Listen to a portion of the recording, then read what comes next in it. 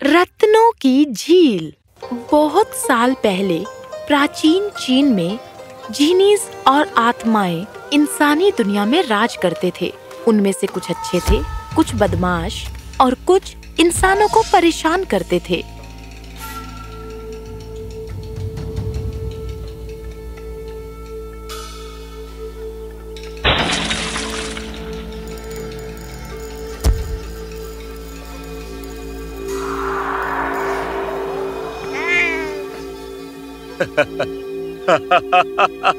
परेशान करने के लिए एक और बच्चा। चलो चलें। रुको, रुक जाओ।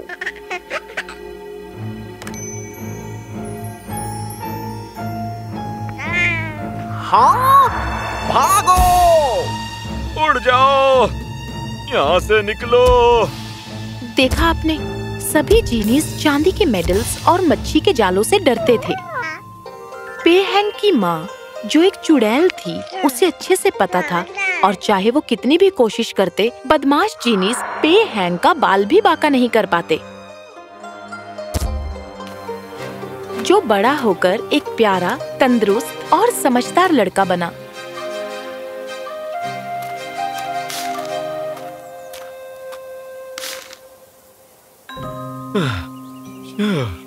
शुक्रिया मेरे बेटे। हाँ, बोने के मौसम में काम बहुत होता है। मेरे पास एक आइडिया है।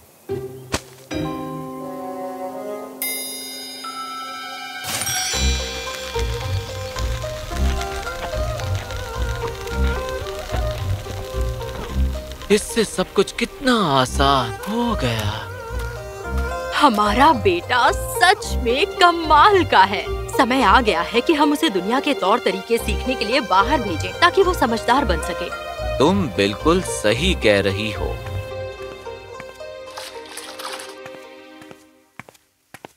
मुझे बहुत भूख लगी है। बेटा, तुम्हारी माँ और मैंने फैसला किया है कि तुम्हें एक गुरु से शिक्षा हासिल करनी चाहिए और कोई कला भी सीख लो। तुम्हें चेन गेन जाना होगा और वहाँ के मशहूर गुरु पिंटू से सीखना होगा। पर मैं आप दोनों के साथ रहना चाहता हूँ। इसलिए हम चाहते हैं कि तुम जाओ, ताकि जब हम बूढ़े हो जाएंगे तो तुम कोई व्यापार सीखकर खुद का और हमारा ख्याल रख पाओगे। पे हैंग चैनगैन की यात्रा पर निकल पड़ा और गुरु पिंटू का सबसे बढ़िया शिष्य बना।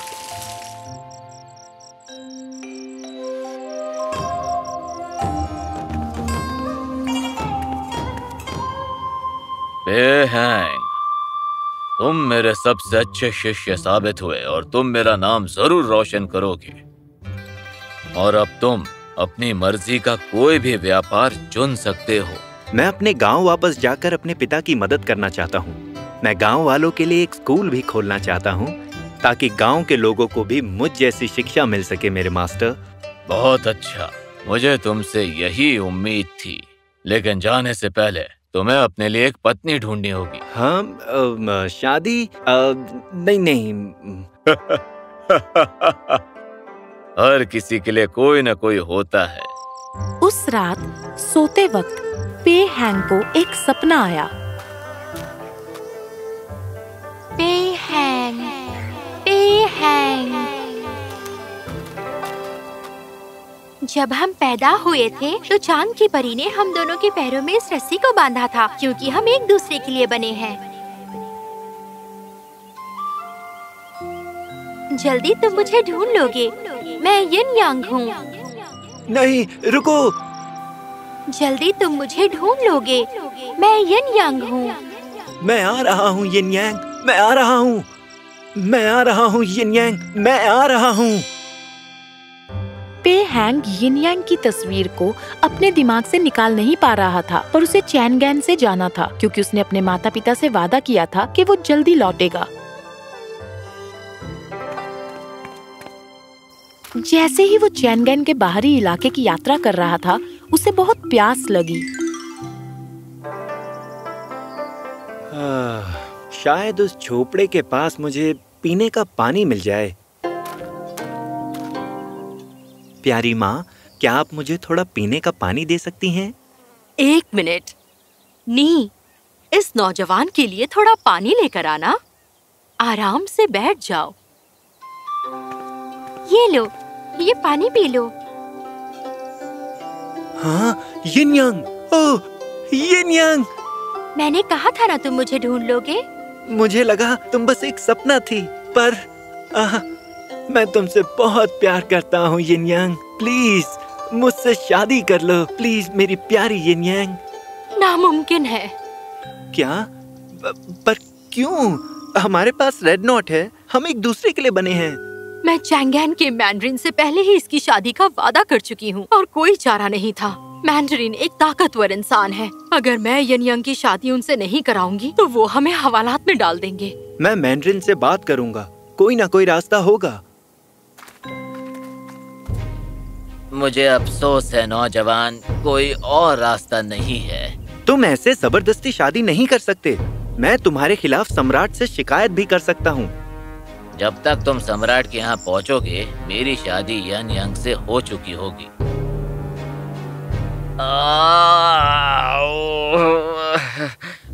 दर्द फिर से शुरू हो गया। तुम मुझे दवाई कब तक दोगी बूढ़ी औरत? दवाई बनाने के लिए मुझे रत्नों की झील से मसूल और चूना की जरूरत पड़ेगी। वही एकमात्र इलाज है। लेकिन कौन वहाँ जाएगा? तुम मेरे लिए मूसल और चूना लेकर आओगे। अगर तुम करोगे तो मैं तुम्हें यिन यांग से शादी करने दूंगा। मैं वादा करता हूँ। बस मुझे इस भयंकर दर्द से छुटकारा दिला दो। मैं करूँगा, मेरा वादा है। ओह नहीं, ये बहुत खतरनाक है। आज तक किसी ने मसूल और चूना को नहीं देखा है। तुम्हें पाने के लिए मैं कुछ भी कर सकता हूँ मेरी जान। तुम्हारे पास 1 महीना है। तुम्हें ऐसा वादा नहीं करना चाहिए था। पर यही एक रास्ता बचा था। रत्नों की झील बहुत दूर है और रास्ते भर खतरा ही खतरा है। तुम्हें 4 खतरनाक नदियों को पार करना होगा, नीला, सफेद, लाल और काला। हर नदी समुद्र जितनी विशाल है और भयानक मछलियों से भरी है। नदियों के पार जिनीस का सुमी पर्वत है। पता नहीं वो तुम पर किस तरह का जादू करेंगे। तुम पहाड़ के आगे रत्नों की झील तक कैसे पहुँचोगे? मुझे वहाँ पहुँचने का रास्ता ढूंढना ही होगा। ये सफेद बीज लो। ये हर 200 साल में पूर्णिमा में दिखाई देते हैं। ये 6 सफेद बीज हैं। तुम इसे जिस चीज पर डालोगे वो 1000 गुना छोटी हो जाएगी। इसके अलावा मैं तुम्हारी कोई मदद नहीं कर सकती। पे हैंग ने बीज लिए और चला गया। लेकिन पर्वत सुमी पर जाने से पहले वो अपने माता पिता से मिलने घर गया और उसने उन्हें सब कुछ बताया। सफेद बीज से तुम नदियों को छोटा कर सकते हो, लेकिन उनके विशाल नदियों को छोटा करने के लिए जीनीज नाराज तो नहीं होंगे ना? मुझे ये जोखिम उठाना ही होगा। मेरे साथ आओ।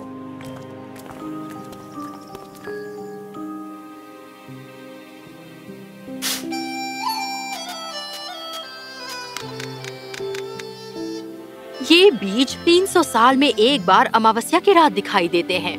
हर बीज तुम्हारे द्वारा इस्तेमाल की जाने वाली चीज को उसे अपने असली आकार में वापस ला देगा। और हर बीज को मछली के जाल में लिपटा गया है ताकि कोई भी जिन्नी उसे छू न सके। शुक्रिया माँ, मुझे मछली का जाला देंगी प्लीज? लो इसे देखो। पे हैंग अपने रास्ते निकल पड़ा और एक लंबी खतरनाक चढ़ाई के बाद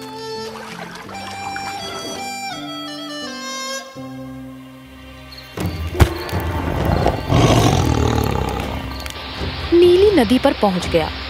नदी किनारे खड़े रहने के बावजूद मछलियों ने उस पर हमला करना शुरू कर दिया। घबराकर पे हैंग ने एक सफेद बीज को नदी में फेंका।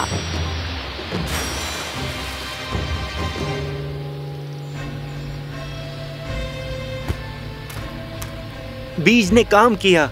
अब बस लाल नदी को ढूंढना है। पे हैंग ने लाल, सफेद और काली नदी में बीज फेंका और उनके ऊपर आसानी से कूदकर वो चला गया। सुमी पर्वत से जीनीज उस पर नजर रख रहे थे। वो उसके सामने प्रकट हुए। हमारे देश में आने की तुम्हारी हिम्मत, बेवकूफ इंसान। मुझे रत्नों की झील से बस मूसल और थोड़ा चूना चाहिए। हमारी नदियाँ बर्बाद हो गईं। उन्हें ठीक करो अभी इसी वक्त। मैं कर दूंगा, लेकिन इसी शर्त पर जब तुम मुझे मूसल और चूना दोगे। पर बताओ, हम तुम पर भरोसा करें क्यों? इन लाल बीजों को देख रहे हो? ये हर नदी को उनके असली आकार में वापस ला देंगे। जाला, मछली का जाला। देखो, मुझे बस थोड़ा सा मूसल और चूना चाहिए। जीनीस पे हैंक को रत्नों की झील के महान जिनी के घर ले गए।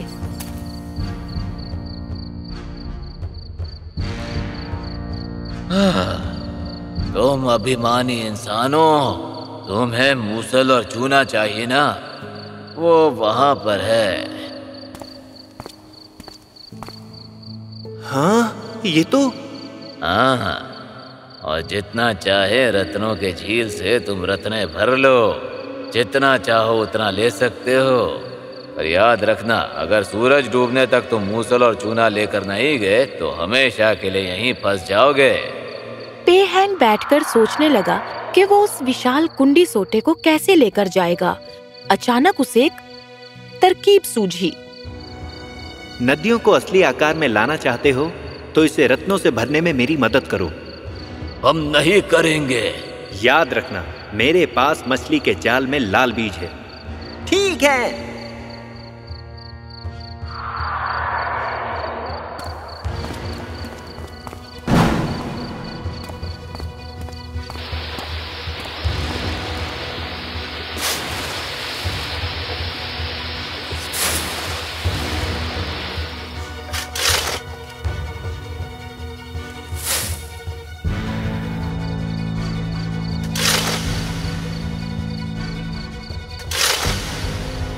अब रत्नों के साथ मूसल को उठाना है।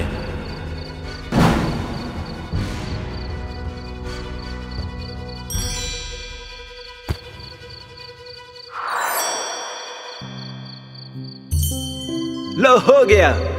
शुक्रिया दोस्तों, और अब मुझे यहाँ से चलना चाहिए। जीनीस हैरान होकर देख रहे थे कि कैसे पे हैंग कुंडी सोटे को हाथ में उठाकर घर के लिए निकल पड़ा। रास्ते में हर नदी को पार करने के बाद उसने उसमें लाल बीजों को फेंका ताकि वो अपने असली आकार में वापस आ सके। हाँ, महीना खत्म होने के लिए बस एक दिन बचा है। मैंडरिन तुमसे शादी करने के लिए एक और दिन भी इंतजार नहीं करेगा। लगता है यहाँ आने के लिए वो निकल गया होगा। मैं यहाँ आ गया। शायद हमें शादी कर लेनी चाहिए। नदियों से आज तक कोई नहीं लौटा है। तुम एक दिन पहले आ गए। जैसा मैंने तुमसे पहले कहा, नदियों से आज तक कोई वापस नहीं लौटता। हम अभी शादी कर लेते हैं। मैं तुमसे शादी नहीं करूंगी। चाहो तो हम दोनों को हवालात में डाल दो। मुझे ऐसा करने के लिए मजबूर मत करो तुम। साहब, सम्राट की तरफ से आपके लिए एक चिट्ठी है, जरूरी है। सम्राट की चिट्ठी है ये? एक लड़की से जबरदस्ती शादी करने की तुम्हारी हिम्मत? मेरी बात ध्यान से सुनो। फैसला बदलो वरना सजा के लिए तैयार हो जाओ। तो जाने से पहले पेंग ने सम्राट को चिट्ठी लिखी? नहीं, उसने मुझे कहा सम्राट को चिट्ठी लिखने के लिए। आखिरकार पे हैंग की शादी मुझसे होने वाली है, समझे तुम? अब यहाँ से चले जाओ। मैंडरिन जाने ही वाला था। हाँ, जाने से पहले अपनी सरदर्द की दवा लेते जाओ। क्यों? क्योंकि दवा होने के बावजूद भी अगर कोई तड़पे तो ये तो गलत बात है ना। पे हैंग और यिन यंग की शादी हुई और पे हैंग ने बीज को कुंडी सोटे में डाला और साथ में उन लाखों रत्नों को भी जो पे हैंग के पास थे, और वो आकार में बड़ा हो गया जिससे पे हैंग चीन का सबसे अमीर आदमी बन गया। पर उसने और यिन यंग ने पूरे चीन में गरीब बच्चों के लिए स्कूल खोला और वो हंसी खुशी रहने लगे।